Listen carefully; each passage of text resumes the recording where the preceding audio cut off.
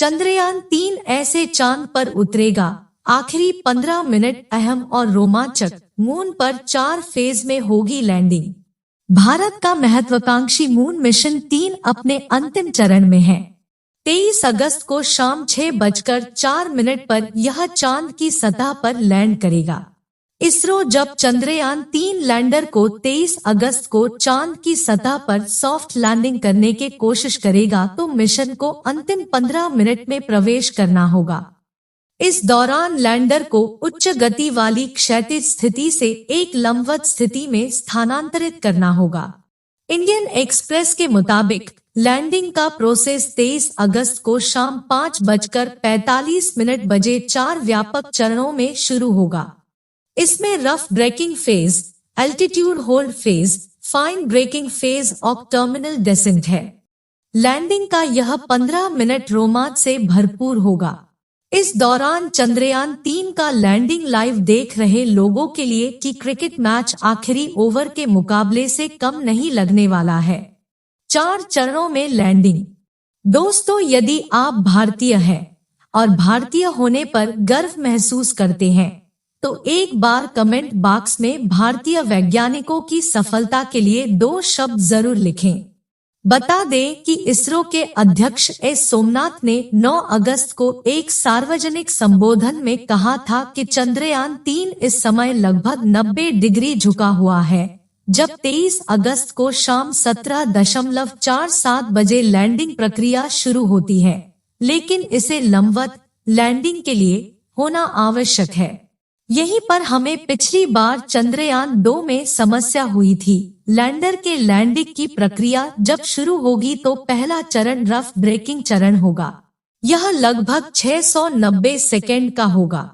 इस चरण में लैंडर लगभग 1.68 किलोमीटर प्रति सेकेंड, लगभग 6048 किलोमीटर प्रति घंटे की गति से यात्रा शुरू करेगा और उसे घटाकर 358 मीटर प्रति सेकेंड, लगभग 100 किलोमीटर प्रति घंटे तक लाया जाएगा। लैंडर का स्पीड क्षैतिज कम करने के लिए 400 न्यूटन के 4 इंजन फायर किए जाएंगे। अंतरिक्षयान 690 सेकेंड में लगभग 745 किलोमीटर दूर पहुंचेगा, जहां उसकी ऊंचाई चांद की सतह से केवल 7.4 किलोमीटर रह जाएगी। Altitude holding phase. इसके बाद दूसरा चरण एल्टीट्यूड होल्डिंग फेज होगा। इसकी शुरुआत चांद की सतह से 7.4 किलोमीटर की ऊंचाई पर होगी। इस चरण में लगभग 10 सेकेंड में लैंडर की चांद की सतह से ऊंचाई घटकर 6.8 किलोमीटर की जाएगी। इस दौरान गति 336 मीटर प्रति सेकेंड हो जाएगी। इस चरण में 740 न्यूटन के बराबर 4 इंजन फायर जाएंगे। तीसरा चरण फाइन ब्रेकिंग फेज होगा। इस चरण में लैंडर 6.8 किलोमीटर की ऊंचाई से अपनी यात्रा शुरू करेगा और चांद की सतह से लगभग 800 मीटर की ऊंचाई तक पहुंचेगा। इसमें लगभग 175 सेकेंड का वक्त लगेगा। इस ऊंचाई पर लैंडर का स्पीड 0 हो जाएगा और वह कुछ देर तक मंडराएगा।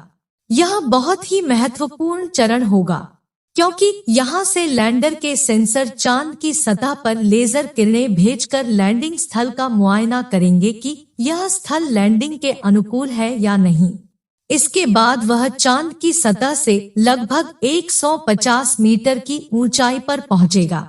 इसके बाद चांद की सतह से 150 मीटर की ऊंचाई लैंडर फैसला लेगा कि उसे इस स्थल पर लैंड करना है या नहीं। अगर लैंडिंग के लिए स्थिति अनुकूल नहीं होगी तो लैंडर वहां से 150 मीटर दूर चला जाएगा और वहां लैंड करेगा। यह आखिरी चरण टर्मिनल डेसेंट। विक्रम 150 मीटर की ऊंचाई से पहले 60 मीटर की ऊंचाई तक आएगा, फिर वहां से 10 मीटर की ऊंचाई तक पहुंचेगा। जब चांद की सतह से ऊंचाई सिर्फ 10 मीटर रह जाएगी तब वह धीरे से लैंडिंग के लिए आगे बढ़ेगा और उस समय उसकी गति केवल 1 या 2 मीटर प्रति सेकेंड रह जाएगी। इसके बाद जब लैंडर चांद की सतह पर उतरेगा तो उसका कुल वजन 800 केजी रहेगा। आपको वीडियो कैसी लगी इसे लाइक, शेयर और कमेंट करें। और भी ऐसी ही काम की जानकारी से अपडेट रहने के लिए सब्सक्राइब करें हमारे YouTube चैनल को और दबाएं बेल आइकन।